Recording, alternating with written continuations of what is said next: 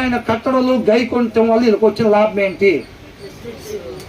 ఆయన ఆజ్ఞలు ఆయన కట్టడలు గైకొనటం, ఆ మార్గం, ఆ గైకొనటం, ఆ జీవితం ఎక్కడికి తీసుకెళ్తుందంట?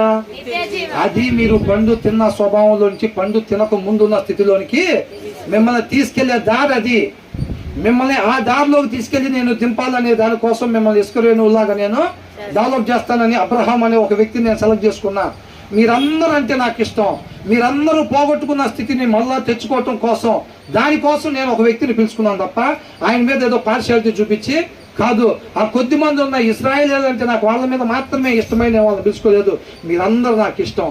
మీరందరూ తండ్రితో పాటు యుగ యుగాలు ఉండాలి. నేను దానికోసం పిలుచుకున్నా. మోషే అహరోనుని నేను ఎన్నుకుంది మీకోసం, దావీదుని నేను ఎన్నుకుంది మీకోసం. మీరందరూ నాతో పాటు యుగ యుగాలు ఉండాలి అని అంటున్నాడు. ఆయన ప్రేమని తెలియపరుస్తూ ఉన్నారు అన్నమాట. విధేయత చూపిస్తే ఆయనతో పాటు యుగ యుగాలు అబ్రహాం ఆశీర్వాదం, ఆయన ముఖ దర్శనం ఎల్లప్పుడూ చేసేవారు. అలాంటి గొప్ప భాగ్యం మనకి కలిగిద్ది.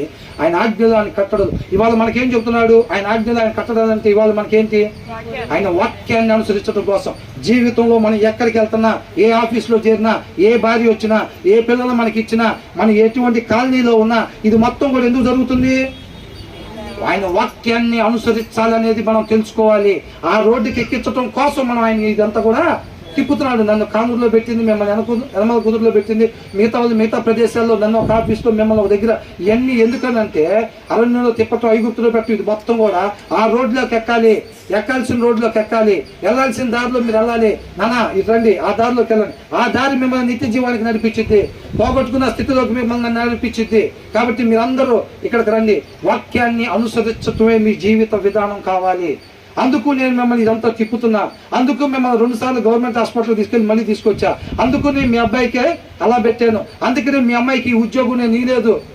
నేను అడిగితే ఇవ్వలేదు. దేవుడు అన్నారు బాధపడబాకండి, ఇది మీకు మేలుకరం. మీ అమ్మాయికి ఆ ఉద్యోగం రాకపోవటం మేలుకరం, మీ అబ్బాయికి అక్కడ ఉండటం మేలుకరం, నీకు ఈ షుగర్ ఉండటం మేలుకరం, నీకు ఈ బీపీ ఉండటం మేలుకరం. మీరు ఈ దారిలోకి వస్తారు. ఈ దారిలోకి పోతే మీరు పోగొట్టుకున్న స్థితిని పొందుకుంటారు. దేవునితో పాటు యుగ యుగాలు ఉంటారు. దానికోసం మనందరం కూడా దేవుడి ప్రణాళికలో భాగస్థులం. ఏమాత్రం అబ్రహాం, మోషే, దావీదులు అందరూ తప్పిపోకుండా విధేయత చూపించి ఆయన నాకు ఏది అనుభవిస్తే అది నాకు అనుమతిస్తే అది నాకు మేలుకరం.